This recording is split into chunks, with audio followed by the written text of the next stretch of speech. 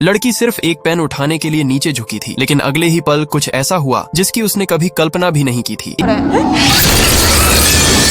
एक ही सेकंड में बस के अंदर मौजूद उसकी सभी सहेलियां बीच से दो टुकड़ों में कट चुकी थीं। यह देखकर लड़की पूरी तरह सन्न रह जाती है। उसे समझ ही नहीं आता कि आखिर अभी हुआ क्या है। तभी उसे अचानक अपने सामने हवा में कुछ अजीब सी हलचल महसूस होती है। बिना एक पल गंवाए वह तुरंत नीचे झुक जाती है। अगले ही पल कोई अदृश्य चीज उसके बालों को छूते हुए तेजी से निकल जाती है। अब उसे एहसास होता है कि उसकी सहेलियों का कातिल कोई इंसान नहीं बल्कि खुद हवा है। यह देखकर कोत्सुको पूरी तरह डर जाती है। वह बस से कूदती है और अपनी जान बचाने के लिए आगे की ओर भागने लगती है। भागते भागते उसे सामने 4 लोग आराम से टहलते हुए दिखाई देते हैं। वह जोर जोर से चिल्लाकर कहती है, नीचे झुक जाओ जल्दी। लेकिन तभी वह खतरनाक हवा एक बार फिर उनकी तरफ बढ़ने लगती है।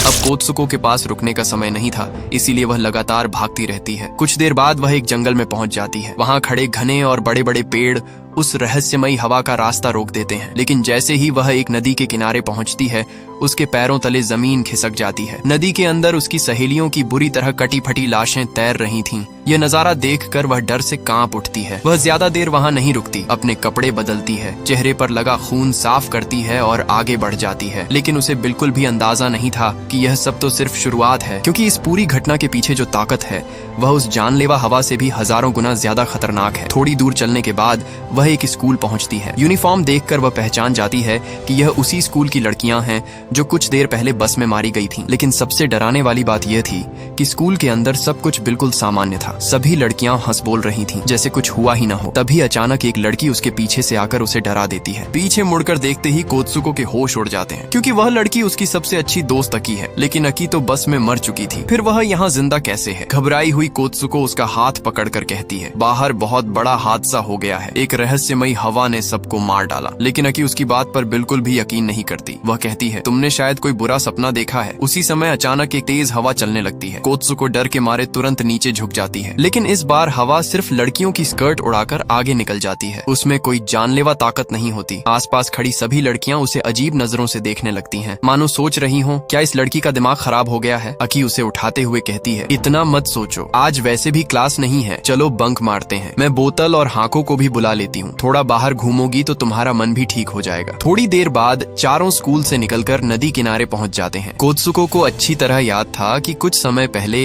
यही नदी उसकी सहेलियों की लाशों से भरी हुई थी। लेकिन अब वहाँ कुछ भी नहीं था। सब कुछ बिल्कुल सामान्य लग रहा था। वह एक बार फिर अपने साथ हुई पूरी घटना दोनों को बताती है। उसकी बात सुनकर अक्की और बोतल चुप हो जाते हैं। लेकिन हाको अचानक बहुत गंभीर होकर कहता है, मुझे लगता है तुम्हारे साथ जो हुआ वो सच में हुआ था, लेकिन शायद किसी दूसरे ब्रह्मांड में। ये कहकर वह जमीन से एक पंख उठाता है और उसे हवा में छोड़ देता है। पंख धीरे धीरे नीचे गिरने लगता है। हाको कहता है, इसे देखो, ये पंख बीच में कैसे भी उड़ ले, हवा इसे इधर उधर ले जाए, ये कई बार पलट जाए, लेकिन इसका अंत एक ही है। आखिर में इसे जमीन पर ही गिरना है। कुछ चीजों का शुरुआती और आखिरी परिणाम बदला नहीं जा सकता। कोत्सुको घबराकर पूछती है, तो क्या इसे बदलने का कोई तरीका नहीं है? हाको कुछ पल चुप रहता है, फिर कहता है, एक तरीका हो सकता है। सब कुछ होने से पहले ऐसा कुछ करो जिसकी तुम खुद भी कभी कल्पना न कर सको। कुछ इतना अजीब, इतना बेतुका और असंभव जो पूरी तरह सामान्य नियमों के खिलाफ हो। शायद तभी बीच का रास्ता बदल सके। कोत्सुको उसकी बात पूरी तरह समझ नहीं पाती, लेकिन हाको उससे ज्यादा कुछ नहीं कहता। तभी अकी मुस्कुराकर सिर्फ एक बात कहती है, कभी भी हकीकत से हार मत मानना। इसके बाद चारों नदी किनारे तकियों से खेलना शुरू कर देते हैं। कई दिनों बाद पहली बार कोत्सुको के चेहरे पर मुस्कान आती है। कुछ देर के लिए वह अपनी सारी डरावनी यादें भूल जाती है, लेकिन अगले ही पल उसकी नजर अचानक जंगल की तरफ जाती है और जो वह देखती है उससे उसका खून जम जाता है। कुछ दूरी पर 2 महिलाएं खड़ी थीं। एक ने सफेद शादी का जोड़ा पहन रखा था और दूसरी स्कूल यूनिफॉर्म में थी। दोनों बस मुस्कुरा रही थीं और सीधे उसे ही देख रही थीं। कोत्सुको डरकर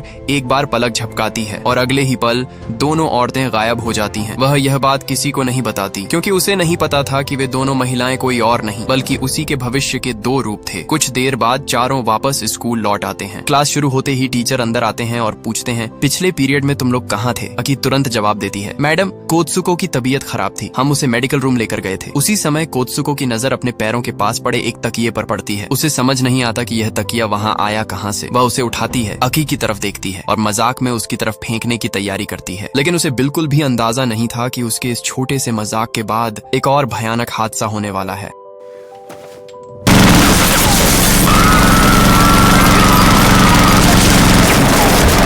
ये सब देखकर कोत्सुको पूरी तरह डर जाती है। तभी बोतल और हाको दौड़ते हुए आते हैं और उसका हाथ पकड़कर क्लासरूम से बाहर भागने लगते हैं। लेकिन सबसे खौफनाक बात अभी बाकी थी। उनकी टीचर पागल हो चुकी थी। उसके एक हाथ में शॉटगन थी और दूसरे हाथ में राइफल। उसे देखकर ऐसा लग रहा था जैसे कोई आतंकवादी हमला कर रहा हो। बोतल कोत्सुको को बचाने के लिए उसके सामने आकर खड़ा हो जाता है, लेकिन अगले ही पल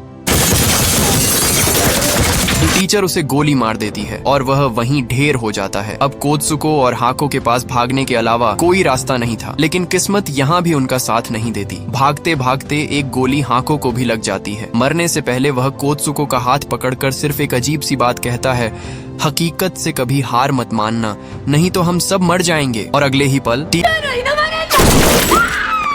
टीचर उसके सिर में भी गोली मार देती है। अब कोत्सुको अकेली रह जाती है। कुछ बची हुई छात्राएं उसे धक्का देकर स्कूल के गेट की तरफ भागने को कहती हैं, जबकि पीछे टीचर लगातार गोलियां बरसा रही थी। पूरा स्कूल किसी युद्ध के मैदान जैसा बन चुका था। काफी मुश्किल से कोत्सुको और कुछ लड़कियां स्कूल से बाहर निकलती हैं, लेकिन तभी वही रहस्यमयी जानलेवा हवा फिर से लौट आती है। एक पल में बाकी सभी लड़कियां दो टुकड़ों में कट जाती हैं और एक बार फिर सिर्फ कोत्सुको ही बच पाती है, क्योंकि वह गिरने की वजह से उस अदृश्य हमले से बच जाती है। वह उठती है और फिर अपनी जान बचाने के लिए दौड़ने लगती है, लेकिन भागते भागते उसे एक बहुत अजीब बात महसूस होती है। पूरी सड़क पर उसे एक भी आदमी दिखाई नहीं देता। हर तरफ सिर्फ महिलाएं ही महिलाएं थीं। कोत्सुको के पास यह सोचने का समय नहीं था कि आखिर ऐसा क्यों है। वह सीधे पुलिस स्टेशन पहुंचती है और घबराकर सारी घटना बताने लगती है, लेकिन वहां बैठी महिला पुलिस अधिकारी उसे अजीब नजरों से देखने लगती है। फिर वह उसे एक बिल्कुल अलग नाम से बुलाती है, किमिको, तुम आज स्कूल की यूनिफॉर्म में क्यों आई हो? आज तो तुम्हारी शादी है। यह सुनकर कोत्सुको के होश उड़ जाते हैं। शादी? कौन सी शादी? वह तुरंत सामने रखे शीशे में देखती है और उसका खून जम जाता है, क्योंकि उसका चेहरा पूरी तरह बदल चुका था। आईने में उसे अपनी नहीं बल्कि किसी अनजान लड़की की शक्ल दिखाई दे रही थी। वह अभी तक समझ ही नहीं पाई थी कि उसके साथ क्या हो रहा है कि तभी पुलिस अधिकारी उसे जबरदस्ती गाड़ी में बैठाकर शादी की जगह ले जाने लगती है। रास्ते में और भी अजीब चीजें होने लगती हैं। सड़क पर खड़े लोग गाड़ी की खिड़कियों से उसे देखकर डरावनी मुस्कान दे रहे थे। कुछ लोग तो कार के शीशों को पीट पीट कर जोर जोर से हंस रहे थे, मानो वे किसी इंसान को नहीं बल्कि किसी तमाशे को देख रहे हों। थोड़ी देर बाद कोत्सुको को शादी के बैक स्टेज एरिया में ले जाया जाता है और वहाँ उसे एक बार फिर एक जाना पहचाना चेहरा दिखाई देता है। वह अकी थी। हाँ, वही अकी जो कई बार मरने के बाद भी हर जगह जिंदा दिखाई दे रही थी। सबसे हैरान करने वाली बात यह थी कि अकी ने नए चेहरे वाली कोत्सुको को भी तुरंत पहचान लिया। जैसे ही बाकी लोग कमरे से बाहर जाते हैं, अकी जल्दी से उसके पास आती है और धीरे से कहती है, तुम कोत्सुको भी हो और किमिको भी, लेकिन अभी कुछ मत बोलना, वे लोग हम पर नजर रखे हुए हैं। कोत्सुको घबराकर पूछती है, कौन लोग? कौन हमें देख रहा है? लेकिन अकी उसके सवाल का जवाब नहीं देती। वह चुपचाप एक शराब की बोतल उसके हाथ में पकड़ा देती है और कहती है, इसे संभाल कर रखो, थोड़ी देर में तुम्हें इसकी जरूरत पड़ेगी। और यह सुनकर कोत्सुको को एहसास हो जाता है कि असली डर अभी शुरू भी नहीं हुआ है। इस तरह कोत्सुको हाथ में फूलों का गुलदस्ता नहीं बल्कि शराब की बोतल लेकर शादी के मंच की ओर बढ़ती है। शुरुआत में सब कुछ सामान्य लगता है। मेहमान उसके ऊपर फूल बरसा रहे थे, मुस्कुरा रहे थे और उसे बधाई दे रहे थे। लेकिन जैसे जैसे वह आगे बढ़ती है, अचानक माहौल बदलने लगता है। लोगों के चेहरे डरावने हो जाते हैं। वे उसे धक्का देने लगते हैं, गालियां देने लगते हैं और जबरदस्ती आगे बढ़ने को मजबूर करते हैं। चारों तरफ एक अजीब सी नफरत और बुराई का एहसास फैल जाता है। आखिरकार कोत्सुको को धक्का देकर एक ताबूत के सामने खड़ा कर दिया जाता है। धीरे धीरे ताबूत का ढक्कन खुलता है और जो उसके अंदर था उसे देखकर कोत्सुको की चीख निकल जाती है। ताबूत के अंदर एक सुअर के सिर और इंसानी शरीर वाला भयानक राक्षस लेटा हुआ था। और सबसे डरावनी बात, वही उसका दूल्हा था। अचानक पूरी भीड़ एक साथ चिल्लाने लगती है, किस करो, किस करो, किस करो। कोत्सुको पूरी तरह टूट जाती है। वह बिना एक पल गंवाए हाथ में पकड़ी शराब की बोतल उस राक्षस पर दे मारती है। फिर वह अपने आसपास मौजूद लोगों पर भी हमला करना शुरू कर देती है। उसी समय अकी दौड़कर उसके पास आती है। वह उसका हाथ पकड़ती है और कहती है, चलो हमें यहाँ से अभी निकलना होगा। लेकिन तभी दरवाजे के सामने अचानक वे दोनों महिला टीचर आ जाती हैं। इस बार उनका रूप किसी प्रोफेशनल किलर जैसा था। दोनों किसी भी कीमत पर उन्हें बाहर नहीं जाने देना चाहती थी। काफी संघर्ष के बाद कोत्सुको और अकी उन्हें गिराकर वहां से भाग निकलते हैं। लेकिन कुछ दूर जाने के बाद कोत्सुको अचानक रुक जाती है। वह घबरा कर कहती है, मुझे लग रहा है कोई चीज हमारे पीछे आ रही है। अकी तुरंत जवाब देती है, मैं उन्हें दूसरी तरफ ले जाती हूँ, तुम भागो। कोत्सुको उसके साथ जाना चाहती है, लेकिन अकी उसे धक्का देकर कहती है, नहीं अभी जाओ। और यह कहकर वह दूसरी दिशा में भाग जाती है। अब एक बार फिर कोत्सुको अकेली रह जाती है। कुछ देर बाद जैसे ही वह एक मोड़ पार करती है, है एक लड़की उसे आवाज देती है, किमिको तुम यहाँ क्या कर रही हो, जल्दी करो हमारे साथ चलो। कोत्सुको उसकी तरफ देखती है और फिर पास के शीशे में अपनी परछाई देखकर उसके होश उड़ जाते हैं। उसका चेहरा फिर से बदल चुका था। इस बार वह एक मैराथन धाविका बन चुकी थी। अब उसे समझ नहीं आ रहा था कि उसे डरना चाहिए या इन सब चीजों की आदत डाल लेनी चाहिए। कुछ ही देर में उसे एक मैराथन ट्रैक पर पहुंचा दिया जाता है और तभी उसके दिमाग में बचपन की यादें चमकने लगती हैं। 4 सहेलियां साथ दौड़ रही हैं और उनमें सबसे तेज हमेशा वही हुआ करती थी। लेकिन तभी उसके सामने एक और अजीब दृश्य दिखाई देता है। बचपन वाले हाको, बोतल और अकी ट्रैक के किनारे खड़े होकर उसे चीयर कर रहे थे। एक पल के लिए कोत्सुको को लगता है कि शायद वे सब जिंदा हैं, लेकिन अगले ही पल उसकी उम्मीद फिर टूट जाती है, क्योंकि वही सुअर सिर वाला दूल्हा और वे दोनों खूंखार टीचर पिछले संसार से उसका पीछा करते हुए यहाँ भी पहुंच जाते हैं। अब कोत्सुको को समझ आने लगता है कि वह किसी भी दुनिया में चली जाए, ये चीजें उसका पीछा नहीं छोड़ेंगी। उधर अकी और बाकी दोस्त उसे एक छोटा रास्ता लेने के लिए कहते हैं, जबकि वे खुद पीछा करने वालों को दूसरी तरफ ले जाते हैं। कोत्सुको मजबूर होकर अकेले भागने लगती है। वह खुले मैदान पार करती है, रेल की पटरियां पार करती है और आखिर में एक अंधेरे पहाड़ी गुफा के अंदर पहुंच जाती है। उसे लगता है कि शायद यहाँ आकर उसका पीछा खत्म हो जाएगा, लेकिन वह बहुत बड़ी गलती कर चुकी थी, क्योंकि इस गुफा के अंदर जो उसका इंतजार कर रहा था वह बाहर के सभी राक्षसों से भी कहीं ज्यादा डरावना था। अचानक गुफा की गहराई से एक स्कूल यूनिफॉर्म पहनी लड़की बाहर आती है। वह बिना कुछ कहे कोत्सुको का हाथ पकड़ती है और उसे गुफा के और अंदर ले जाने लगती है। कोत्सुको जैसे ही अंदर पहुंचती है उसकी सांसें थम जाती हैं, क्योंकि वहां सैकड़ों स्कूल की लड़कियां खड़ी थीं। सबकी गर्दन झुकी हुई थी और उनमें से कोई भी हिल नहीं रहा था। पूरा माहौल इतना शांत था कि अपनी धड़कन की आवाज भी साफ सुनाई दे रही थी। तभी वह लड़की धीरे धीरे अपना चेहरा घुमाकर कोत्सुको की तरफ देखती है। वह लड़की बिल्कुल शांत आवाज में कोत्सुको की तरफ देखती है और कहती है, क्या तुम मर सकती हो, क्योंकि तुम्हारी वजह से हम बार बार मरते हैं। जब तक तुम जिंदा हो इस दुनिया के लोगों को तुम्हारे साथ बार बार मरना पड़ेगा। इतना कहकर वह एक चाकू निकालती है और धीरे धीरे कोत्सुको की तरफ बढ़ने लगती है। कोत्सुको एक कदम पीछे हट जाती है। उसके पास कोई जवाब नहीं था, क्योंकि वह खुद अभी तक नहीं समझ पाई थी कि उसके साथ आखिर हो क्या रहा है। तभी एक बार फिर अकी वहां आ पहुंचती है। वह बिना समय गंवाए उस लड़की को गिरा देती है और कोत्सुको का हाथ पकड़कर गुफा के सबसे अंदर की तरफ भागती है। कुछ देर बाद दोनों गुफा के आखिरी छोर तक पहुंच जाते हैं। वहां पहुंचकर अकी अचानक कहती है, सीधे खड़ी हो जाओ और अपना नाम जोर से बोलो। कोत्सुको को कुछ समझ नहीं आता, लेकिन उसके पास और कोई रास्ता भी नहीं था। वह गहरी सांस लेती है और पूरी ताकत से अपना नाम पुकारती है और जैसे ही वह अपना नाम बोलती है उसका रूप फिर से बदलने लगता है। कुछ ही सेकंड में उसका चेहरा वापस पहले जैसा हो जाता है। अब अकी उसकी तरफ देखती है और ऐसी बात बताती है जो उसकी पूरी दुनिया ही बदल देती है। वह कहती है, ये पूरी दुनिया नकली है, हम सब एक गेम के किरदार हैं और मैं इस गेम का पहला किरदार हूँ, जिसे यह एहसास हो गया कि वह सिर्फ एक कैरेक्टर है, लेकिन गेम के हिसाब से मेरा जाग जाना एक गलती है, एक बग है। इसलिए वे दोनों टीचर हमारा पीछा कर रही हैं। उन्हें सिस्टम ने मुझे मिटाने के लिए भेजा है। कोत्सुको यह सब सुनकर स्तब्ध रह जाती है, लेकिन अकी आगे कहती है, और तुम इस गेम की मुख्य किरदार हो। सिर्फ तुम ही इस दुनिया से बाहर जा सकती हो। अगर तुमने बाहर जाकर इस गेम को बंद नहीं किया तो हम सब हमेशा इसी तरह मरते रहेंगे, बार बार एक ही दर्द के साथ। इतना कहकर अकी अपना हाथ आगे बढ़ाती है। उसकी कलाई पर एक लाल और एक नीले रंग की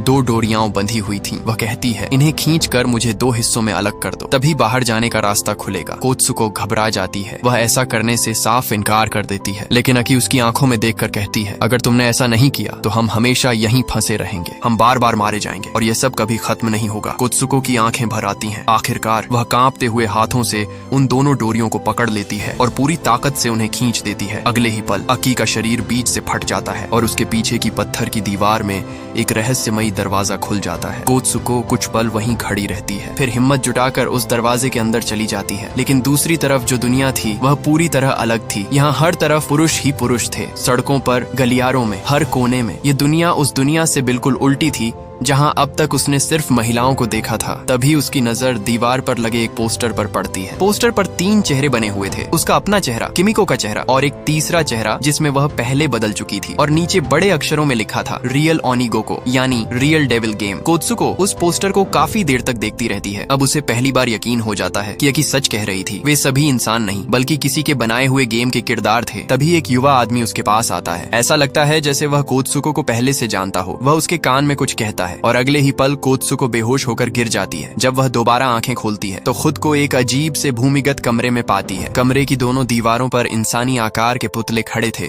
और वे कोई साधारण पुतले नहीं थे। उनमें से हर चेहरा उसके लिए जाना पहचाना था। अकी, बोतल, हाको और उसके खुद के वे 3 अलग अलग रूप जिनमें वह बदल चुकी थी। वे सब किसी संग्रहालय के नमूनों की तरह एकदम स्थिर खड़े थे और कमरे के सबसे आखिर में एक सफेद बालों वाला बूढ़ा आदमी बैठा था। वह एक स्क्रीन पर वीडियो गेम खेल रहा था। स्क्रीन पर वही दृश्य चल रहा था जब कोत्सुको स्कूल में अपनी जान बचाने के लिए भाग रही थी। सबसे डरावनी बात यह थी कि बूढ़ा आदमी उस खेल का पूरा मजा ले रहा था। उसके चेहरे पर एक अजीब सी मुस्कान थी। फिर वह धीरे धीरे सिर उठाता है और बिना जरा भी हैरान हुए कोत्सुको को देखता है। फिर मुस्कुराते हुए कहता है, तुम बहुत पहले ही मर चुकी हो। सफेद बालों वाला बूढ़ा आदमी मुस्कुराते हुए कहता है, तुम 150 साल पहले ही मर चुकी थी, लेकिन जब मैं जवान था मैं तुमसे प्यार करता था। तुम्हारी मौत के बाद भी मैं तुम्हें भूल नहीं पाया, इसलिए मैंने तुम्हारे डीएनए से तुम्हारा क्लोन बनाया, फिर तुम्हारे दोस्तों के भी क्लोन बनाए और तुम सबको इस गेम में डाल दिया। जहाँ तक कोत्सुको, किमिको और बाकी चेहरों की बात है, वे सब सिर्फ तुम्हारे अलग अलग लेवल्स के रूप हैं। यह सुनकर कोत्सुको के पैरों तले जमीन खिसक जाती है, लेकिन बूढ़ा यही नहीं रुकता। वह मुस्कुराते हुए आगे कहता है, वह जानलेवा हवा मैंने बनाई, स्कूल में पागल हुई टीचर मैंने बनाई, सुअर सिर वाला दूल्हा वह भी मैंने ही बनाया। तुम्हारा हर डर, हर भागना और हर मौत मेरे लिए सिर्फ मनोरंजन है। कोत्सुको के हाथ कांपने लगते हैं। एक ही पल में उसकी पूरी दुनिया बिखर जाती है। उसे एहसास होता है कि वे कभी इंसान थे ही नहीं, वे सिर्फ किसी पागल आदमी के खेल में फंसे हुए खिलौने थे। तभी बूढ़ा एक और हैरान कर देने वाली बात कहता है, मेरी हमेशा से एक इच्छा थी कि मैं तुम्हारे साथ रहूं, लेकिन अब मैं बूढ़ा हो चुका हूँ, मेरा शरीर मेरा साथ नहीं देता, इसीलिए मैंने अपने जवान रूप का भी क्लोन बना लिया। इतना कहकर वह दरवाजे की तरफ देखता है। अगले ही पल एक जवान आदमी कमरे में दाखिल होता है। वह बड़ी बेसब्री से कोत्सुको की तरफ बढ़ता है, फिर हाथ बढ़ाकर उसे अपने पास आने का इशारा करता है। कोत्सुको का पूरा शरीर ठंडा पड़ जाता है। वह धीरे धीरे उसकी तरफ बढ़ने लगती है, जैसे उसके अंदर लड़ने की ताकत ही खत्म हो गई हो, जैसे उसने अपनी किस्मत मान ली हो। क्या यही अंत था? 150 साल तक किसी सन की इंसान के खेल का हिस्सा बनना और आखिर में फिर उसी के हाथों अपनी आजादी खो देना। लेकिन तभी उसके दिमाग में हाकों की आवाज गूंजती है, शुरुआत और अंत शायद नहीं बदले जा सकते, लेकिन उनके बीच का रास्ता बदला जा सकता है। ऐसा कुछ करो जिसकी तुमने खुद भी कभी कल्पना न की हो। अचानक कोत्सुको की आंखें चमक उठती हैं। उसे कुछ समझ आ जाता है। वह तुरंत उस आदमी को धक्का देकर पीछे हटा देती है और गुस्से में चिल्लाती है, अब और नहीं, तुम हमसे और नहीं खेलोगे। फिर वह पास पड़ा तकिया उठाती है और उसे फाड़ देती है। अंदर से उड़ते हुए पंख बाहर निकल आते हैं, लेकिन इस बार वे सफेद नहीं थे, वे पूरी तरह लाल हो चुके थे। उसी पल उसे एहसास होता है कि उसने अपना शॉर्टकट खोज लिया है। वह शुरुआत और अंत के बीच अपना रास्ता खुद चुन चुकी थी। अगले ही पल वह बूढ़े की छड़ी छीन लेती है और बिना एक सेकंड घमवाए अपने जीवन का अंत करने का फैसला कर लेती है। उसी समय गेम के अलग अलग संसारों में मौजूद उसके सभी रूप भी वही फैसला करते हैं। कोत्सुको गिर जाती है, किमिको गिर जाती है, उसके बाकी सभी रूप भी एक एक करके खत्म हो जाते हैं। वह यह तय नहीं कर सकती थी कि यह खेल कब शुरू हुआ, लेकिन वह यह जरूर तय कर सकती थी कि इसे खत्म कब करना है। इसके बाद कोत्सुको खुद को एक बर्फीली जगह पर पाती है। वह धीरे धीरे अपनी आंखें खोलती है, फिर उठकर आगे की तरफ चलने लगती है। उसके पीछे बर्फ पर पैरों के निशान बनते जाते हैं, लेकिन आज तक कोई नहीं जानता क्या यह सचमुच उसकी आजादी थी या फिर किसी नए खेल का पहला लेवल। तो दोस्तों, अगर आपको यह फिल्म एक्सप्लेन पसंद आई हो और आपने आखिर तक वीडियो देखा है तो नीचे कमेंट करके जरूर बताइए कि आपको इस फिल्म का सबसे चौंकाने वाला सीन कौन सा लगा। अगर आप ऐसी ही माइंड बेंडिंग, हॉरर और movie explained video Hindi Urdu में देखना पसंद करते हैं तो वीडियो को लाइक करें, चैनल सब्सक्राइब करें और बेल आइकॉन को जरूर दबा दें ताकि हमारी अगली एक्सप्लेन वीडियो आपसे मिस ना हो। मैं मिलता हूं आपसे अगली एक और कमाल की फिल्म के साथ।